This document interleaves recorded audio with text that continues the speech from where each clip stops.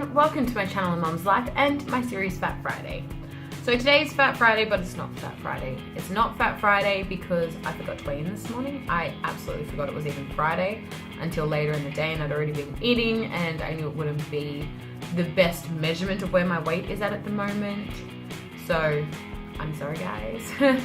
I can't do much about it. I don't want to jump on the scales after a day of eating. I feel like it's just going to be counterproductive. So, you know, I'll probably measure myself tomorrow morning on the scales and I'll probably post it to Instagram or Snapchat. So if you want to know where I'm at weight-wise, check out those other social medias of mine and you'll probably find out. Those will be linked in the description below for anyone that does wish to, you know, check it out and see how I did. It's also not Fat Friday because I did promise, well, I didn't promise, I did say I was going to try and do a week of what I eat. So every single thing that I would eat throughout the week, I would show you guys. I had every intention of doing it this week. I started and I got recording and I recorded through the weekend. However, we had a really tragic loss of someone within the close family, not necessarily immediate, but still close and close to my husband, and it has really been hard. More so to wrap your head around and the reality of it, because I'm sure whenever you're told someone's passed on, like yes, there's that immediate, but then it's everything afterwards that you realize they're not there for, or you have memories or little things like that that can trigger people and make it harder. So there was that, and it kind of threw a couple of days into the spanner works, and there was times where I didn't record because I totally forgot because I was too busy looking after the people in my family that just needed a little bit of support, which I'm happy to do. I'm always happy to offer support to people. So there's that. So I don't really have a lot for you guys this video, and I do apologize so much. I cannot help what has happened this week. I cannot change it. I didn't want to do like a half week for you guys. I wanted to do a full week because I don't necessarily eat a lot. I am one of those keto low carb high fatters that probably eat 2 times a day and maybe a snack. But I think it's really good to see the variety of what people eat. At the moment I've been going through YouTube and checking out what I eat in a day type things. I'm thinking this would almost be good for a challenge every day to upload what you eat keto wise. It'd be really good at keeping you on point, keeping you strict if you are someone who's struggling with the bandwagon at the moment. Well, the idea of the bandwagon, that is. I'm not struggling. I'm just getting back into the movement of things. I have been eating keto though, and I have been enjoying it. I have started my first keto time a month again after just coming off keto, and I can already tell the huge difference. I'm in a lot less pain and things like that. So that's a bonus. That is great to know that it only took me a couple of days to start getting some of these really severe side effects of going off keto to reverse, or at least to start reversing, to make my life a little bit easier.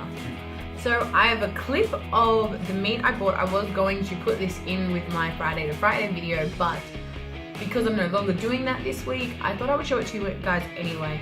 My kids are involved. If it's a bit noisy, I'm sorry. It was done in the middle of the day, and the kids were hectic today. They were insane. It's like someone fed them sugar through an IV, like all day, non-stop. So I've had a really long, tough day. I have a splitting headache from it already. I cannot wait to go to bed once this is all done. But I did get a really cute video just to show you kind of some of the meat I bought in the last week and once it was prepped, and I thought you guys might enjoy it, so here we go. Hi! So we decided we would show you the meat that we got the other day at the shops because we have to portion it up. Yeah, and we got ice creams. The kids got some ice creams. Yeah. So the other day I went to the shops and I was going to show you this in my Friday to Friday video, but as you know, that didn't happen. So now I thought I would still show you anyway, put something else in this video and let you guys see essentially what's in my freezer at the moment. What do I? Ew! You touched my tongue! You stuck it out.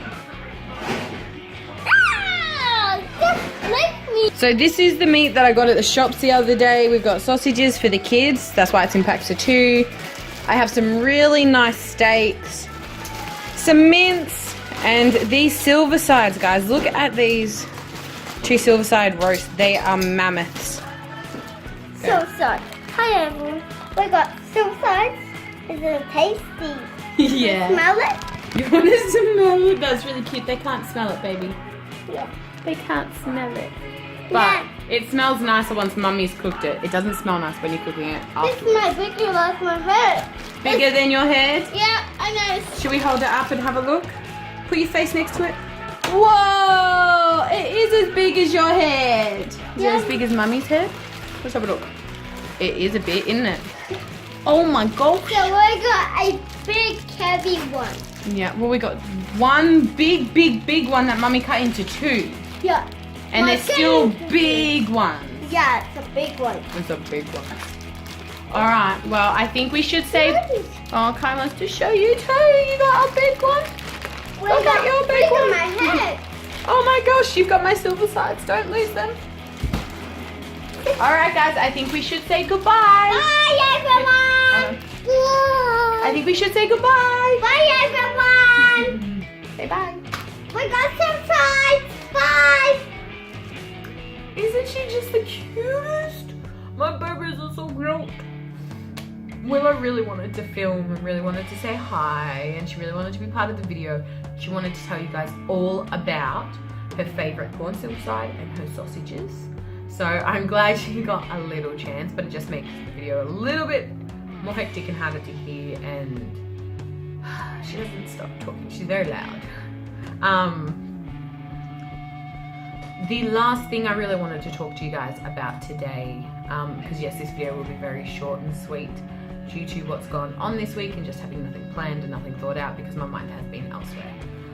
I have suffered with mental illness myself for quite a long time, almost all of my teen years and every adult year that I've been an adult so far. So, what, 4 years, 5, 6 years if you count from 18. It's hard when you struggle with mental illness, and when you're in the depths of hell, in the trenches, in the crevices, it's so hard to get out of. It's something that's really difficult, it's really consuming, it's really darkening, and it's destroying. So I think I'm just really lucky that I'm someone who was able to kind of get a grip on my mental health when I was younger as a teen. I realized how bad it was getting, and I wanted nothing but help. I didn't want to be that sad, I didn't want to be that hurt, I didn't want to be that angry.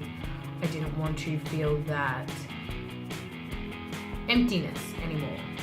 I didn't want to feel empty. So, you know, I took it upon myself to try and get some help. Like, my mum helped, sure, and stuff like that, but I find with the older generations, a lot of time there is a lot of misunderstanding what depression can be and the different severities, the different triggers, the different types, and how it sits within each person. It's totally different. There's not one fixed cure for all. Obviously medication can help, but that we know that does not help everybody. So there's that. And it just made me really want to reach out to you guys and say, if you are struggling with depression or anything else that's kind of just starting to weigh you down and you feel like you're getting into a really bad place, talk to someone. You may feel like no one wants to listen, you may feel like that no one cares, you may feel like that you're just burdening them, but I can tell you, every single one of the people you know who love you, whether or not you believe it when you're in the depths of hell, they will listen. They will listen, they will hug you, they will give you as much support as they can.